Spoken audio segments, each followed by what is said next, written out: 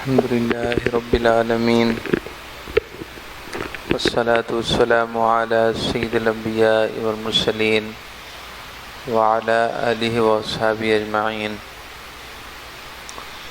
اللهم صل على سيدنا ومولانا محمد وعلى آل سيدنا ومولانا محمد وبارك وسلم. صلی اللہ علی النبی الامی وآلہ واصحابہ صلی اللہ علیہ وسلم. صلاۃ و سلام علیک یا رسول اللہ، الصلاۃ والسلام علیک یا رحمۃ للعالمین وعلی آلک واصحابک یا شفیع المذنبین. محبت اور عقیدت کے ساتھ درود ابراہیمی پڑھ لیجئے. اللہم صلی علی محمد وعلی آل محمد کما صلیت علی ابراہیم وعلی آل ابراہیم انک حمید مجید. اللہم بارک علی محمد وعلی آل محمد کما بارکت علی ابراہیم وعلی آل ابراہیم انک حمید مجید. الحمدللہ حضرت سیدنا عثمان غنی ذو النورین رضی اللہ تعالیٰ عنہ کی شب شہادت کی نسبت سے ہم سب کو حاضری کا شرف حاصل ہے. اللہ تعالیٰ اپنے تمام پیارے بندوں اور بندیوں کے صدقے ہم سب کو دونوں جہانوں کی سنگت ان پیاروں کے ساتھ نصیب فرمائے. دنیا میں بھی اللہ تعالیٰ نیک لوگوں کے ساتھ رکھے اور آخرت میں بھی اللہ اپنے پیارے بندوں اور بندیوں کے ساتھ رکھے. مختلف بزرگان دین، اولیاء اور صلحاء، صحابہ و صحابیات اور اہل بیت کے ایام آراس میں ان کے مبارک وصال کے دنوں اور راتوں میں اصحال ثواب اور فاتحہ کا اہتمام کرنا ایک سعادت مندی اور خوش نصیبی کی علامت ہے. ہمارے اسلاف سے، ہمارے بزرگوں سے ہمیں یہ طریقہ ملا ہے، اس کو ہمیشہ قائم اور دائم رکھنا چاہیے. کوئی بھی اچھی بات اس کا سلسلہ منقطع ہونا مناسب نہیں ہے. اچھے سلسلے جاری رہیں یہ اچھا ہے، جو برے سلسلے ہیں وہ منقطع ہو جائیں یہ اچھا ہے. تو یہ ایک اچھا سلسلہ ہے، نیک سلسلہ ہے کہ صحابہ کرام ہوں یا اہل بیت ہوں یا دیگر اولیاء اور صلحاء ہوں، بالخصوص جن بزرگوں سے اور جن سلسلوں سے ہماری نسبت ہو اور ہمیں فیض ملا ہو، تو ان سلسلوں کے بزرگان دین کو یاد رکھنا چاہیے. یہ وفا شعاری ہے اور احسان مندی ہے. کسی کے احسان کو یاد رکھنا یہ اللہ کو پسند ہے. تو بہرحال سیدنا عثمان غنی رضی اللہ تعالیٰ عنہ ہمارے لیے محسن ہیں کہ آپ کے صدقے ہمیں ایمان اور اسلام کی رونقیں الحمدللہ نصیب ہیں. سیدنا عثمان غنی ذو النورین رضی اللہ تعالیٰ عنہ کا مختصر تعارف آپ سماعت فرمائیے. یہ تو ہر ایک جانتا ہی ہے کہ آپ تیسرے خلیفہ ہیں. حضور اکرم صلی اللہ تعالیٰ علیہ وسلم کے بعد آپ کے طریقے پر جو خلفاء ہوئے وہ 5 ہیں، جن کی خلافت کو خلافت علی منہاج النبوہ کہا جاتا ہے. یعنی ایسی خلافت، ایسی جانشینی، خلافت کا مطلب جانشین ہونا، ایسی خلافت اور ایسی جانشینی جو حضور اکرم صلی اللہ علیہ وسلم کی تعلیمات کے عین مطابق تھی. ایسی خلافت کو خلافت علی منہاج النبوہ کہا جاتا ہے. خلافت راشدہ بھی کہا جاتا ہے کہ یہ خلافت راشدہ ہے. تو خلافت راشدہ، خلافت علی منہاج النبوہ، وہ 5 شخصیات کو حاصل ہے.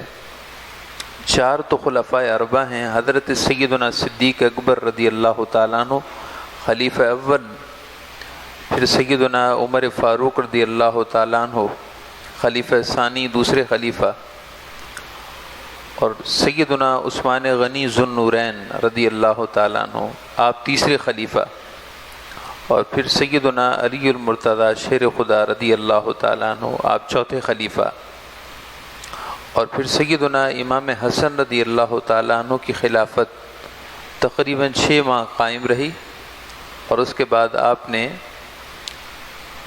امت کی بہتری، امت محمدیہ کی بہتری کے لیے سیدنا امیر معاویہ رضی اللہ تعالیٰ عنہ سے صلح کر لی اور خلافت سے دستبردار ہو گئے، تو خلافت راشدہ آپ کی 6 ماہ کی خلافت پر مکمل ہو گئی۔ 4 خلفاء کی خلافت بھی خلافت راشدہ ہے، اور سیدنا امام حسن مجتبیٰ رضی اللہ تعالیٰ عنہ کی خلافت کی 6 مہینے یہ بھی خلافت راشدہ میں شامل ہیں۔ آپ صلی اللہ علیہ وسلم نے ارشاد فرمایا کہ میرے بعد خلافت وہ 30 سال رہے گی، کچھ اس طرح کی روایت ہے، وہ سیدنا امام حسن مجتبیٰ پر مکمل ہو جاتی ہے۔ تو آپ کا تیسرا خلیفہ ہونا یہ تو ہر ایک جانتا ہی ہے۔ چند ایک اہم باتیں جو آپ کے تعارف کے لیے بہت ضروری ہیں وہ آپ بتوجہ سماعت فرمائیے۔ سیدنا عثمان غنی ذو النورین رضی اللہ تعالیٰ عنہ سابقون الاولون میں ہیں۔ السابقین یا السابقون یہ قرآن پاک کی اصطلاح ہے۔ ان سے مراد وہ نفوس ہیں، وہ مبارک بندے ہیں، بابرکت بندے اور بندیاں ہیں جن کو نبی اکرم صلی اللہ تعالیٰ علیہ وسلم کہ دعوت اسلام دینے پر فوراً اسلام لانے کا شرف حاصل ہوا، جنہوں نے ابتدائی اسلام میں اسلام قبول کر لیا، اور ابتدائی دعوت اسلام کے مرحلے میں جن کے حصے میں اسلام کی سعادت آئی ان کو قرآن پاک نے السابقون الاولون کہا ہے، یعنی سب سے پہلے اس خیر کو حاصل کرنے میں پہل کرنے والے، آگے بڑھ جانے والے۔ تو سیدنا عثمان غنی رضی اللہ تعالیٰ عنہ ان باسعادت افراد میں سے ہیں جن کو سب سے پہلے اسلام قبول کرنے والوں کی فہرست میں شمار کیا جاتا ہے۔ اس میں کوئی اختلاف نہیں ہے، اس میں کسی کا اختلاف نہیں ہے، کیونکہ تاریخ اس بات پر متفق ہے کہ سیدنا عثمان غنی رضی اللہ تعالیٰ عنہ اول اسلام لانے والوں میں سے ہیں۔ سیدنا صدیق اکبر رضی اللہ تعالیٰ عنہ کی کوششوں سے جو اسلام لائے تھے ان میں سیدنا عثمان غنی شامل ہیں۔ دوسری آپ کی خصوصیت یہ ہے کہ آپ ذو الہجرتین ہیں۔ ذو الہجرتین، آپ نے 2 ہجرتیں فرمائی ہیں، 2 بار ہجرت کرنے کا شرف آپ کو ملا ہے۔ ایک بار حبشہ کی طرف ہجرت فرمائی اور دوسری بار مدینہ شریف کی طرف ہجرت فرمائی۔ یہ سعادت بہت کم صحابہ اور صحابیات کے حصے میں آئی ہے کہ وہ ذو الہجرتین ہوں، 2 ہجرتوں والے ہوں۔ اور پھر حبشہ کی طرف بھی ہجرت 2 بار ہوئی ہے، حبشہ کی طرف 2 بار ہجرت ہوئی ہے۔ سیدنا عثمان غنی رضی اللہ تعالیٰ عنہ نے حبشہ کی طرف پہلی بار بھی ہجرت فرمائی اور دوسری بار بھی ہجرت فرمائی، تو ذو الہجرتین بھی ہیں، اور پھر حبشہ کی طرف ہجرت بھی 2 بار آپ کو سعادت ملی ہے، تو اس وجہ سے آپ ذو الہجرتین ہیں۔ ظاہر ہے مہاجر ہجرت کرنے والے کی بڑی شان ہے، اور آپ کو یہ شرف 2 بار ملا ہے۔ تیسری آپ کی خصوصیت یہ ہے کہ آپ ذو النورین ہیں۔ ذو النورین کا مطلب ہے کہ 2 نور والا، 2 نور والے۔ آپ کو ذو النورین کیوں کہا جاتا ہے، اس وجہ کو جاننے سے قبل حضرت سیدنا علی المرتضیٰ شیر خدا رضی اللہ تعالیٰ عنہ کے یہ الفاظ آپ پہلے سماعت فرما لیجئے، اس کے بعد آپ سمجھیے کہ آپ کو ذو النورین کیوں کہا جاتا ہے۔ معروف مورخ ہیں، تاریخ لکھنے والے ہیں علامہ ابن عساکر، انہوں نے سیدنا علی مرتضیٰ رضی اللہ تعالیٰ عنہ سے روایت ذکر فرمائی ہے کہ آپ سے پوچھا گیا، سیدنا علی مرتضیٰ سے پوچھا گیا کہ حضور سیدنا عثمان غنی کے بارے میں آپ کی کیا رائے ہے، سیدنا عثمان غنی رضی اللہ تعالیٰ عنہ کے بارے میں آپ کی کیا رائے ہے؟ ارشاد فرمائے کہ آپ تو ایسی شخصیت ہیں، سیدنا عثمان غنی تو ایسی شخصیت ہیں جن کو ملأ اعلیٰ میں یعنی آسمانی کائنات میں سب سے اوپر والی کائنات، ملأ اعلیٰ، آسمانی کائنات کے بالکل اوپر والے حصے میں، یعنی بلند و بالا مقام اور جگہ پر سیدنا عثمان غنی کو ذو النورین کہا جاتا ہے۔ ان کا ذو النورین ہونا یہ ملأ اعلیٰ میں ہے، آسمانی کائنات میں وہ اپنے اس لقب کے ساتھ مشہور ہیں کہ آپ ذو النورین ہیں۔ دو نور والا ہونا اس وجہ سے ہے کہ حضور اکرم صلی اللہ تعالی علیہ وسلم نے اپنی دو صاحبزادیاں یکے بعد دیگرے، جب ایک کا وصال ہو گیا تو دوسری، آپ کی دو صاحبزادیاں یکے بعد دیگرے وہ آپ کے نکاح میں آئیں۔ آپ صلی اللہ تعالی علیہ وسلم کی صاحبزادیوں کے ساتھ آپ کی نسبت ہے، دو صاحبزادیوں کے ساتھ۔ اولاً آپ کا نکاح حضور اکرم صلی اللہ علیہ وسلم کی صاحبزادی حضرت سیدہ رقیہ رضی اللہ تعالیٰ عنہ سے آپ کی نسبت طے ہوئی، نکاح ہوا۔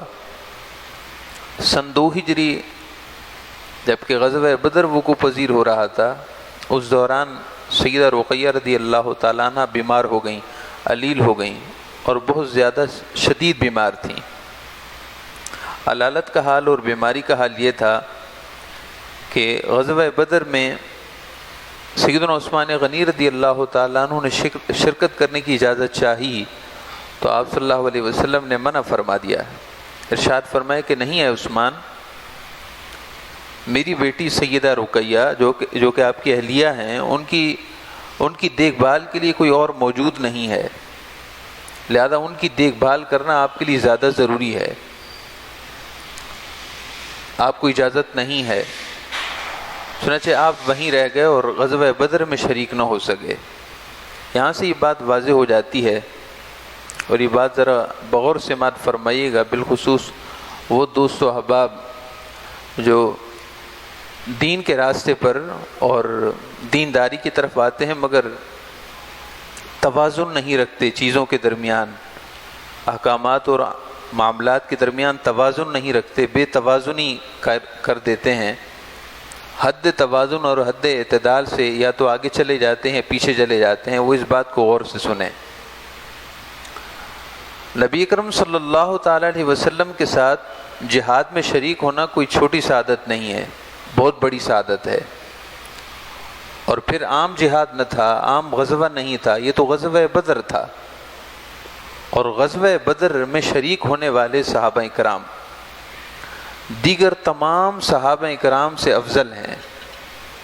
غزوہ بدر میں شریک ہونے والے صحابہ کرام تمام صحابہ کرام میں افضل ہیں۔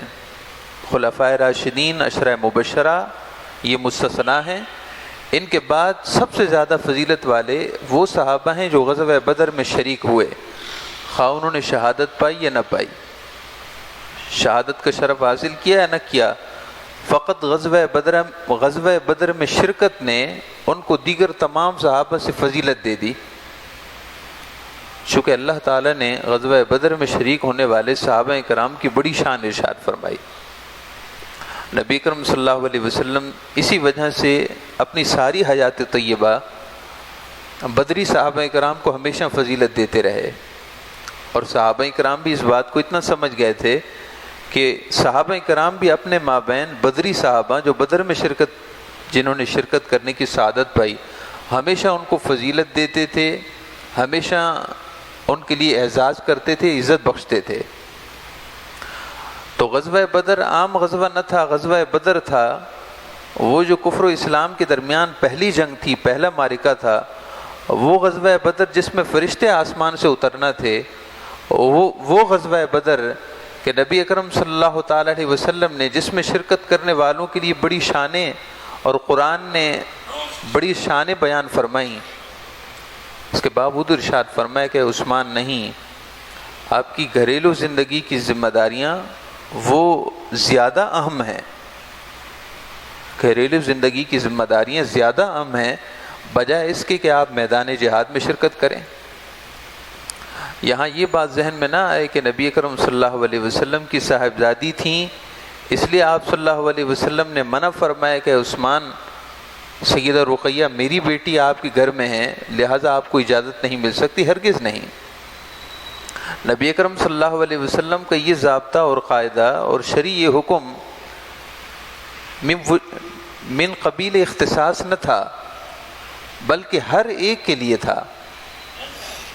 جس گھر میں بھی کوئی بیمار ہو اور تیمہ داری کرنے والا، بیمار کی دیکھ بھال کرنے والا کوئی دوسرا نہ ہوتا تو آپ جہاد کی اجازت نہیں دیتے تھے۔ ایک صحابی نے عرض کیا، رسول اللہ مجھے جہاد کی اجازت دیجیے۔ ارشاد فرمائے کہ ماں باپ زندہ ہیں؟ عرض کی جی ہاں زندہ ہیں۔ ارشاد فرمائے کہ بوڑھے ہیں؟ عرض کی جی ہاں بڑھاپے کی عمر میں ہیں۔ ارشاد فرمائے کہ ان کی دیکھ بھال کرنے والا کوئی دوسرا ہے؟ عرض کی جی نہیں کوئی دوسرا نہیں ہے۔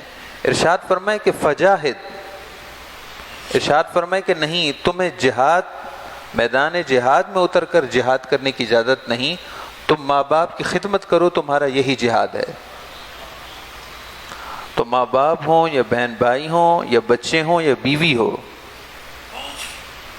اگر ان کی ذمہ داریاں، گھریلو ذمہ داریاں انسان کے کندھوں پر ہیں تو اس کو جہاد میں بھی جانے کی اجازت نہیں ہے۔ یہاں بعض دفعہ لوگ تربیت کی کمی کی وجہ سے یا مسئلے کی لا علمی کی وجہ سے بعض دفعہ دین کے راستے پر نکل کھڑے ہوتے ہیں۔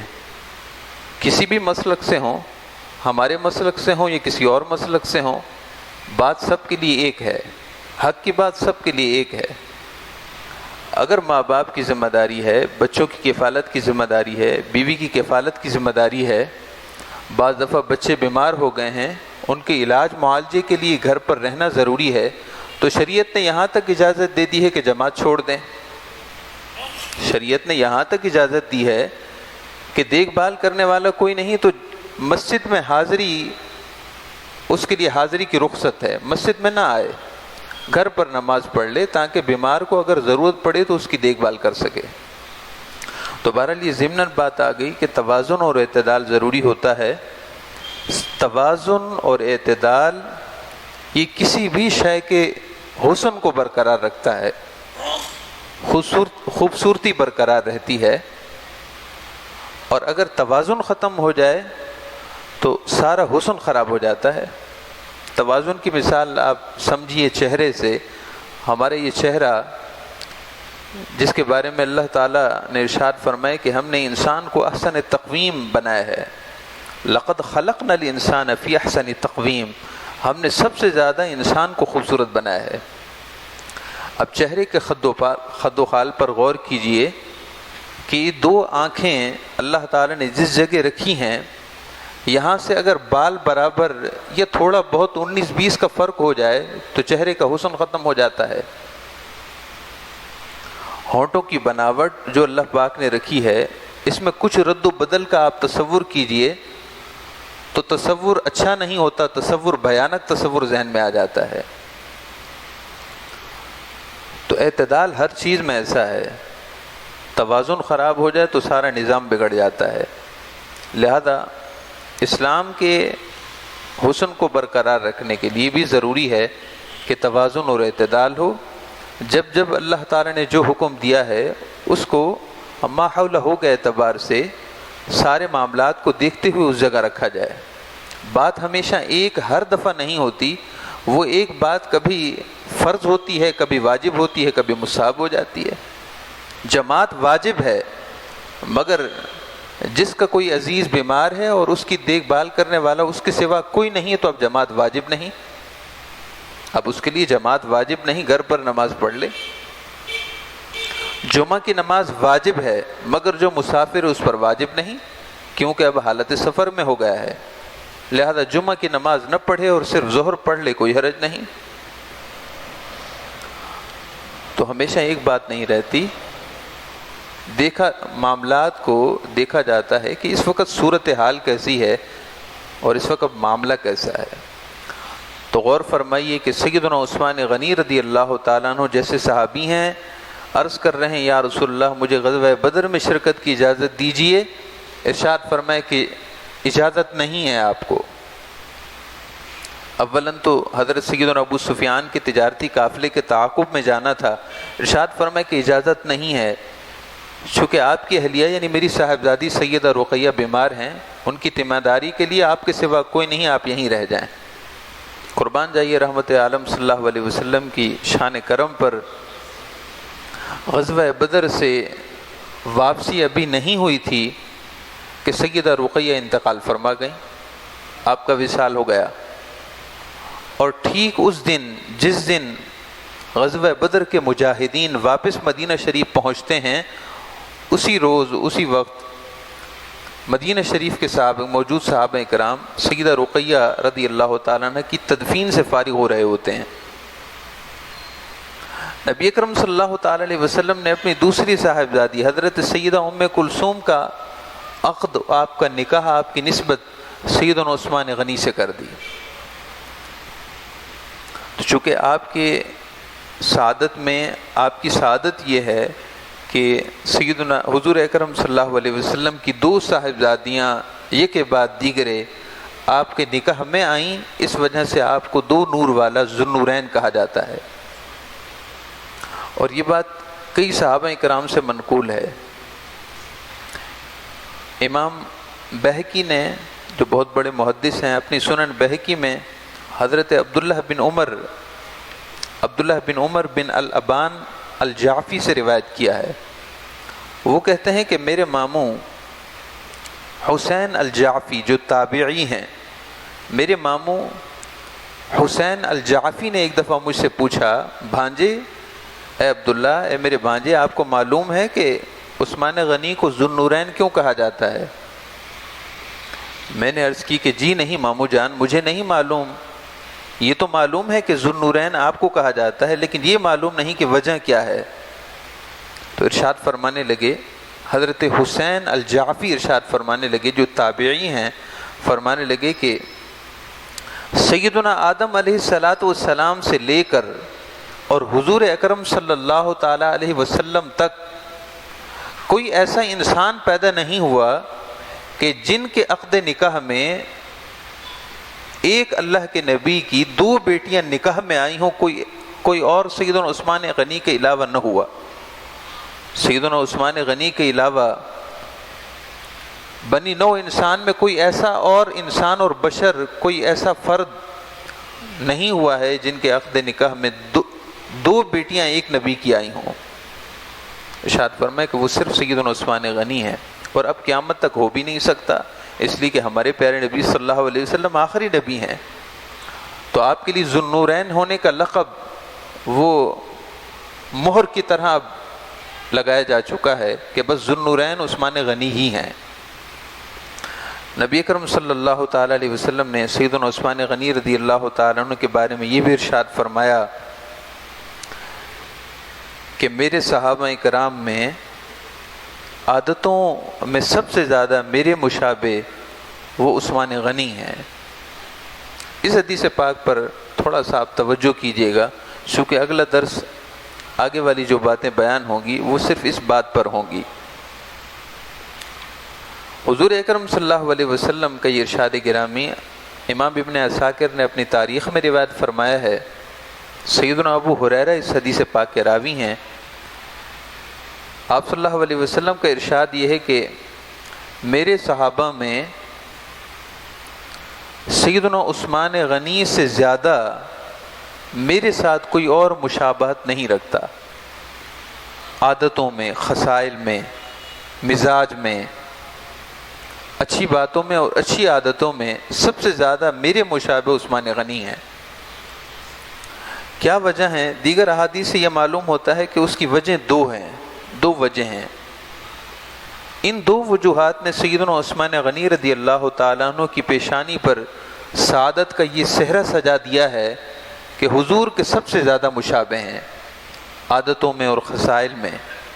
چہرے میں بھی مشابہت ہے، وہ بھی حدیث پاک میں آئی ہے کہ نبی اکرم صلی اللہ علیہ وسلم نے جب سیدہ ام کلثوم کا نکاح کیا آپ سے، تو سیدہ ام کلثوم سے ارشاد فرمائے، بیٹی ام کلثوم، میں آپ کی نسبت ایک ایسے شخص سے کر رہا ہوں کہ جو صورت میں بھی میرے مشابہ ہیں۔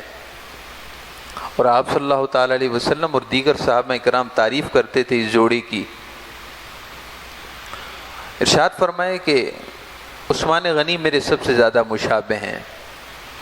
اس کی وجہ صرف دو ہیں، دو وجہوں کی وجہ سے سیدنا عثمان غنی کو یہ سعادت ملی۔ ایک وجہ یہ ہے کہ وہ سخی بہت تھے، سیدنا عثمان غنی کی سخاوت اپنے عروج پر تھی، اور دوسری وجہ یہ تھی کہ وہ شرم و حیا کے پیکر تھے، حیا ان پر ختم تھا، حیا داری میں، حیا میں بھی ان جیسا کوئی نہیں تھا۔ سخاوت اور شرم و حیا، اگر ہم تصوف اور طریقت کی کتابوں کو دیکھتے ہیں، یعنی اولیاء اللہ کی باتوں کو سنتے ہیں، تو ہم اس بات یہ نتیجہ اخذ کرنے میں کسی تذبذب اور تردد کا شکار نہیں ہیں کہ دنیا اور آخرت کی کامیابی ان دو عادتوں میں ہے۔ دنیا اور آخرت کی کامیابی وہ ان دو عادتوں میں ہے۔ ایک یہ ہے کہ انسان میں شرم و حیا ہو اور وہ عادت سے بڑھ کر فطرت بن جائے، عادت سے بڑھ کر فطرت بن جائے، صرف عادت نہ رہے، فطرت ہو جائے، طبیعت کا حصہ بن جائے۔ اور دوسری سخاوت، میری بات آپ توجہ سے سنیے، عادت اور فطرت میں بڑا فرق ہوتا ہے۔ عادت یہ ہے کہ انسان بتکلف کوئی اچھا کام کرے،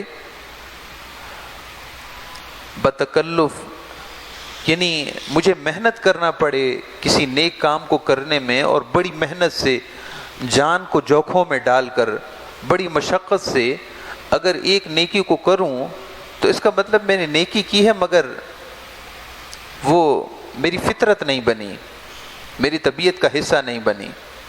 ہاں جب میں اس نیکی کو ایک بار کروں گا، دو بار کروں گا، تین بار کروں گا، میری مشقت آہستہ ہوتی جائے گی، میری مشقت کم ہوتی جائے گی، میرا تکلف کم ہوتا جائے گا۔ جو پہلی بار مجھے مشکل ہوئی تھی، دوسری بار وہ مشکل نہیں ہوگی۔ آہستہ آہستہ آہستہ جب وہ نیکی میرے لیے آسان سے آسان تر ہو جائے اور پھر میری طبیعت چاہے کہ میں یہ نیکی کر لوں، تو اس کا مطلب یہ ہے کہ اب وہ نیک کام جو میں نے بتکلف مشقت کر کے شروع کیا تھا اب میری طبیعت کا حصہ بن گیا۔ تو شرم و حیا اور سخاوت اگر تو یہ پہلے درجے میں ہیں تو پھر اس کی برکتیں حاصل نہیں ہوتی۔ اس کی برکتیں صحیح معنوں میں اس وقت حاصل ہوتی ہیں جب شرم و حیا بتکلف نہ ہو، شرم و حیا طبیعت کا حصہ بن جائے۔ سیدنا عثمان غنی رضی اللہ تعالیٰ عنہ کے بارے میں ہے کہ جب آپ غسل فرمانے کے لیے، نہانے کے لیے، غسل فرمانے کے لیے اپنے جسم مقدس سے کپڑوں کو جدا کرتے تھے تو آپ کی کمر مبارک جھکی ہی رہتی تھی، آپ کی کمر مبارک جھکی ہی رہتی تھی، آپ سیدھے کھڑے نہیں ہو سکتے تھے۔ اور روایت کے لفظ یہ ہیں، سیدنا امام ابن عساکر نے حضرت سیدنا امام حسن رضی اللہ تعالیٰ عنہ سے یہ روایت ذکر فرمائی ہے کہ سیدنا عثمان غنی اپنے گھر کی چار دیواری کے اندر ہوتے تھے۔ ایسا نہیں تھا کہ باہر کھلی جگہ پر آپ غسل فرماتے تو ایسا ہوتا تھا، یا باہر کی صورتحال ایسی تھی، نہیں، آپ فرماتے ہیں کہ آپ گھر کے وسط میں ہوتے تھے، اپنے گھر میں ہوتے تھے، اور گھر کے دروازے بھی بند ہوتے تھے، کسی کے اندر آنے کا کوئی موقع نہیں ہوتا تھا کہ کوئی اندر آ جائے گا۔ اس کے باوجود جب جسم مقدس سے کپڑوں کو جدا کرتے تھے اور غسل فرمانے کے لیے پانی ڈالتے تھے تو حیا کی وجہ سے آپ کی کمر اٹھتی نہیں تھی، سیدھے نہیں ہو سکتے تھے، اور آپ کا حیا آپ کو اس بات کی اجازت نہیں دیتا تھا کہ آپ کی کمر اٹھ سکے۔ شرم و حیا انسان کی فطری خوبی ہے، شرم و حیا انسان کی فطری خوبی ہے۔ اللہ تعالیٰ نے انسان کو پیدا ہی شرم و حیا پر کیا ہے، پھر یہ شرم و حیا ختم کیسے ہو جاتا ہے؟ انسان کے اپنے اعمال کا نتیجہ ہے، انسان کے اپنے ہی ان افعال اور اپنے ہی ان طریقوں کا نتیجہ ہے کہ جس کی وجہ سے وہ کئی دیگر فطری خوبیوں کی طرح اس فطری خوبی شرم و حیا سے بھی محروم ہو جاتا ہے۔ کبھی آپ نے چھوٹے بچوں کو دیکھا ہے، چھوٹے بچے جو ابھی شعور کی عمر کو بھی نہ پہنچے ہوں، 3-4 سال کی عمر میں ہوں، ان میں فطری حیا آپ کو نظر آئے گا۔ لہٰذا وہ کسی کے سامنے برہنہ ہونا پسند نہیں کرتے۔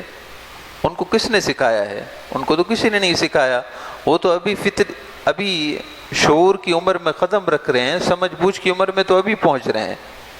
پھر ان کی طبیعت میں کیسے آ گیا کہ وہ برہنہ ہونا ہر ایک کے سامنے ان کو اچھا نہیں لگتا؟ یہ وہ فطری خوبی ہے جو اللہ تعالیٰ نے انسان کی فطرت میں رکھی ہے۔ ہر انسان سیدنا آدم علیہ السلام کی اولاد ہی تو ہے، سیدنا آدم علیہ السلام اور سیدہ حوا علیہ السلام کی اولاد ہے، تو جن کو اللہ تعالیٰ نے شان فطرت پر پیدا کیا ہے تو ان کی اولاد میں فطری شان حیا کیسے نہیں ہوگی؟ پھر ہوتا یہ ہے کہ انسان جب کئی ایسے کام کرنے لگ جاتا ہے جو شرم و حیا کے خلاف ہوں تو شرم و حیا کم ہوتا رہتا ہے اور پھر نوبت کہیں سے کہیں چلی جاتی ہے۔ میری بات کو برا نہ منائیے گا، ٹھنڈے دل سے تحمل مزاجی کے ساتھ میری بات کو آپ سماعت فرمائیں کہ ہم جتنے یہاں بیٹھے ہیں یا جتنے یہ بیان سن رہے ہیں، ہم شرم و حیا کی اس فطری خوبی، اس نقطہ آغاز سے، اس فطری خوبی سے کچھ دور نکل آئے ہیں۔ کوئی بہت دور نکل گیا ہے، کوئی درمیان میں ہے، اور کوئی کچھ دور نکلا ہے، مگر دور بہت نکلے ہیں۔ اور ہمارے اولیاء نے لکھا ہے کہ گناہ انسان نہیں کر سکتا، یہ ہو ہی نہیں سکتا کہ انسان گناہ کرے۔ ہاں، گناہ تب ہوتا ہے جب حیا ختم ہوتا ہے۔ جب حیا ختم ہوتا ہے تو گناہ ہوتا ہے، اگر حیا ہوتا تو گناہ نہ ہوتا۔ اس لیے ایک بزرگ فرمایا کرتے تھے، جب کسی گناہ کا خیال ہو تو آسمان کی طرف دیکھو کہ کتنا بڑا آسمان ہے، کہیں ستون نظر آتا ہے، کہیں بھی نظر نہیں آتا۔ بنایا کس نے ہے؟ بنایا اس ذات نے ہے جس کی شان یہ ہے کہ لا الہ الا اللہ۔ پھر زمین کی طرف دیکھو اور غور کرو کہ اتنی وسیع و عریض زمین بچھا دی گئی ہے، کس نے بچھائی ہے؟ اللہ نے، جس کا تعارف یہ ہے کہ لا الہ الا اللہ، اس کے سوا کوئی معبود نہیں۔ تو وہ گناہ جو تم کرنے چلے ہو، اس گناہ کو اس اللہ سے چھپ کر سکتے ہو؟ اللہ تو اللہ، جو اللہ نے آسمان بنایا ہے، اس آسمان کے نیچے سے کہیں نکل نہیں سکتے۔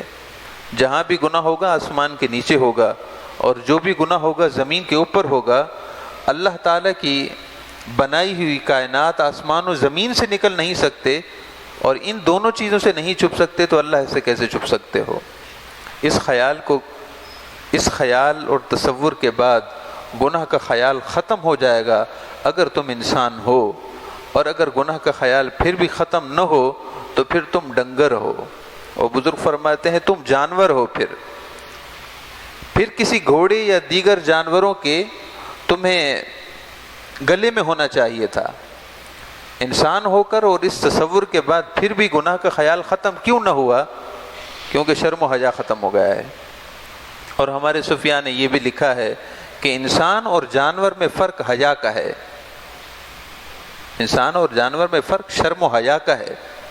دیگر جاندار اپنی نفسانی خواہش پورا کرنے کے لیے کہیں چھپتے نہیں ہیں، اپنی نفسانی خواہش پورا کرنے کے لیے کہیں چھپنا ان کے شعور میں نہیں ہے۔ اللہ تعالیٰ نے انسان کو تو فطری حیا دیا ہے۔ اگر انسان اللہ کے بارے میں یہ کہ اللہ دیکھ رہا ہے پھر بھی گناہ کرے تو یہ تو شرم و حیا کے خلاف ہے۔ تو بہرحال سیدنا عثمان غنی رضی اللہ تعالیٰ عنہ کے بارے میں آپ صلی اللہ علیہ وسلم کے یہ ارشاد گرامی کہ سیدنا عثمان غنی رضی اللہ تعالیٰ عنہ وہ میرے صحابہ میں میرے سب سے زیادہ مشابہ ہیں۔ اس مشابہت کی دو وجہ ہیں، ایک وجہ یہ ہے کہ آپ حیادار تھے، اور دوسری وجہ یہ تھی کہ آپ سخی تھے۔ سیدنا عبداللہ ابن مسعود رضی اللہ تعالیٰ عنہ سے حدیث پاک راوی ہے، نبی کرم صلی اللہ علیہ وسلم نے ارشاد فرمائے استحیوا من اللہ حق الحیا، اللہ سے حیا کرو جو حیا کرنے کا حق ہے۔ یا رسول اللہ، اللہ سے حیا کیسے ہوتا ہے؟ کیا یہی کہ ہم گناہوں سے بچیں؟ ارشاد فرمائے کہ جی ہاں، یہی ہے کہ گناہوں سے بچیں۔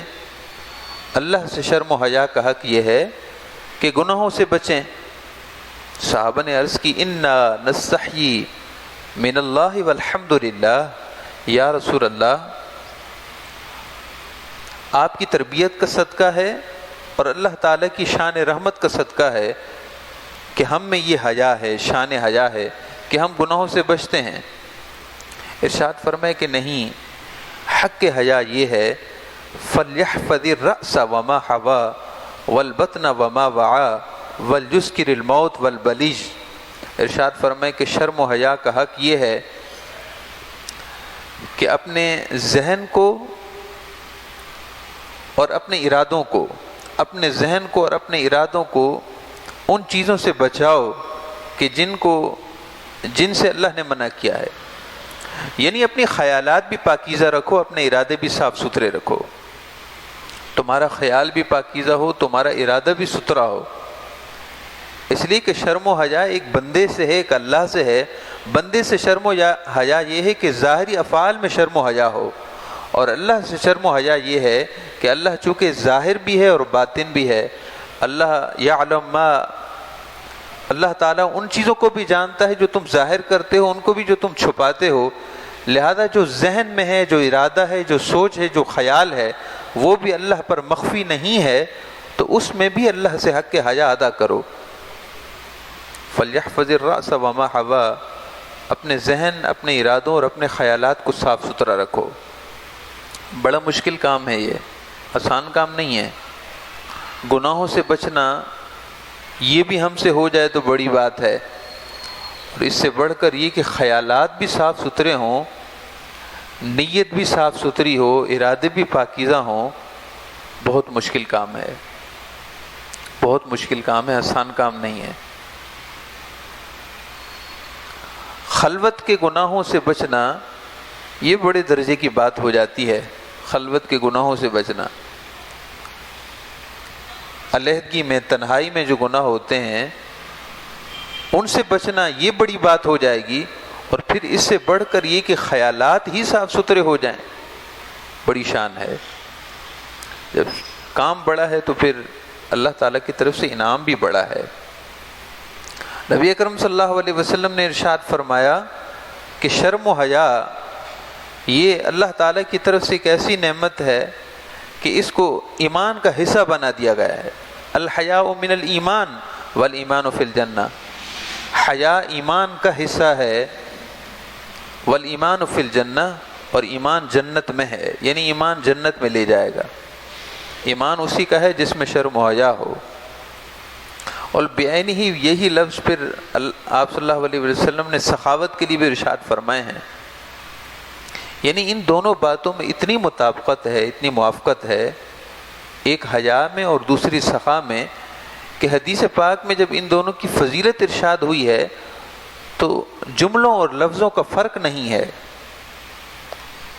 جملوں اور لفظوں کا فرق نہیں۔ میں دونوں حدیثیں آپ کو پڑھ کر سناتا ہوں، لفظ تو عربی ہیں مگر آپ کم سے کم یہ تو اندازہ کر سکتے ہیں کہ لفظوں کی ترتیب وہی ہے، لفظوں کی ترتیب وہی ہے۔ ایک حدیث میں لفظ حیا ہے، دوسرے میں لفظ سخا ہے۔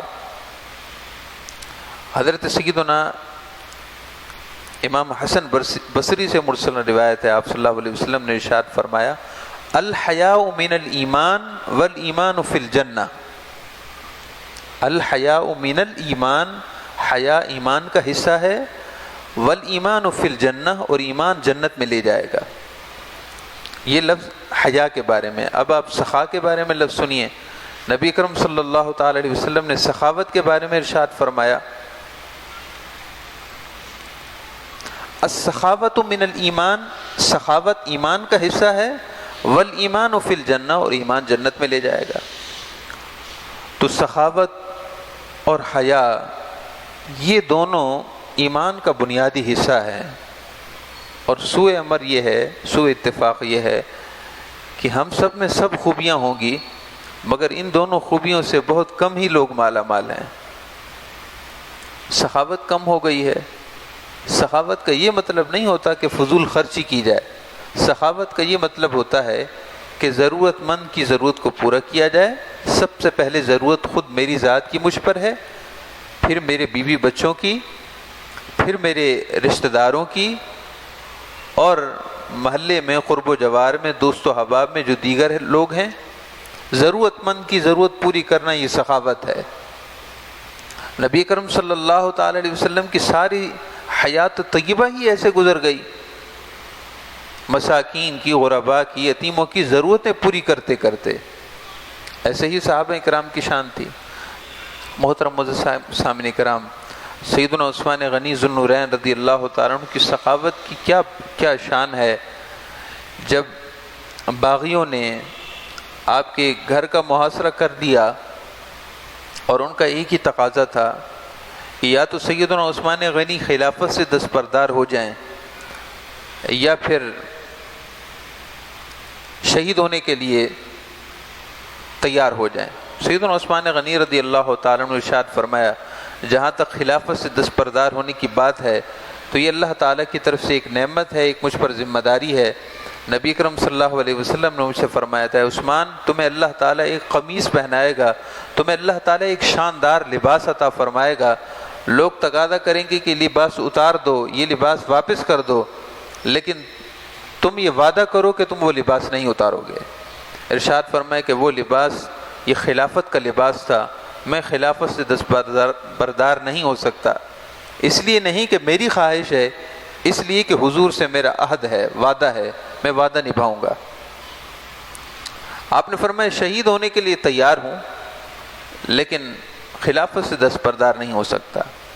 بہرحال سیدنا عثمان غنی ذو النورین رضی اللہ تعالیٰ عنہ نے اپنے مکان کی گیلری سے، بالکونی سے جھانک کر ارشاد فرمایا کہ اے حاضرین میں موجود لوگوں، میری بات غور سے سنو، میں تمہیں اللہ تعالیٰ کو گواہ بنا کر تم سے پوچھتا ہوں، میں تمہیں اللہ کا واسطہ دیتا ہوں، بالعموم سب سے میں کلام کر رہا ہوں اور بالخصوص حضور کے صحابہ سے میں یہ کہتا ہوں کہ اللہ کا واسطہ دے کر میں آپ سے پوچھتا ہوں، کیا تمہارے علم میں یہ نہیں ہے کہ آپ صلی اللہ علیہ وسلم نے ارشاد فرمایا تھا کہ جو کوئی جیش اسرا غزوہ تبوک کے لیے سامان مہیا کرے گا اس کے لیے جنت ہے۔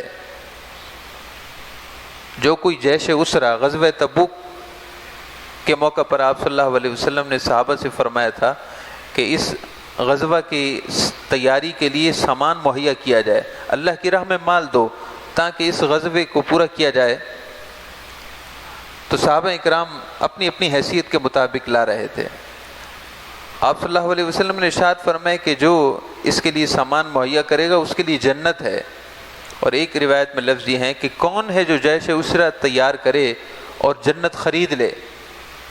ارشاد فرمایا کہ اے حضور کے صحابہ بتائیے، کیا اس موقع پر میں نے حضور کی بارگاہ میں اتنا سامان مہیا نہیں کیا تھا کہ آپ صلی اللہ علیہ وسلم نے ارشاد فرما دیا تھا کہ ما ضر عثمان ما عمل بعد اليوم، اے لوگوں گواہ ہو جاؤ، عثمان نے اتنا بڑا کام کیا ہے، اللہ کو اتنا راضی کر لیا ہے کہ آج کے بعد عثمان کا کوئی عمل ان کو نقصان نہیں دے سکتا۔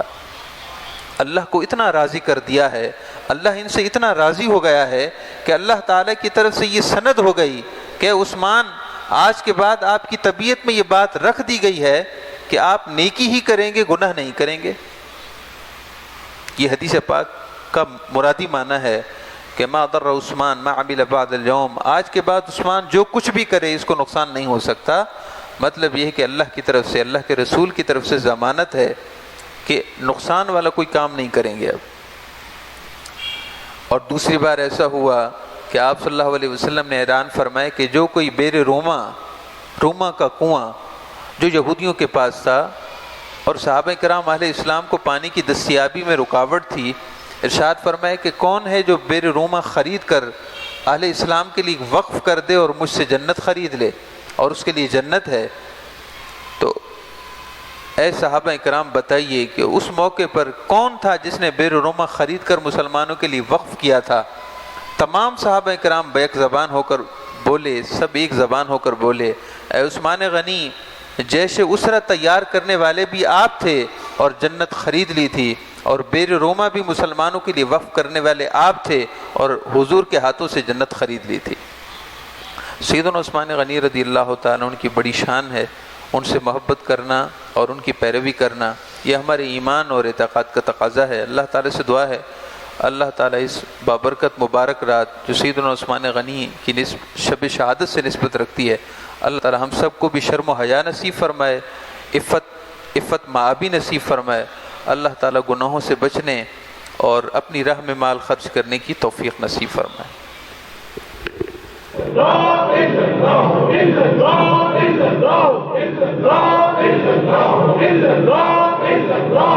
اللہ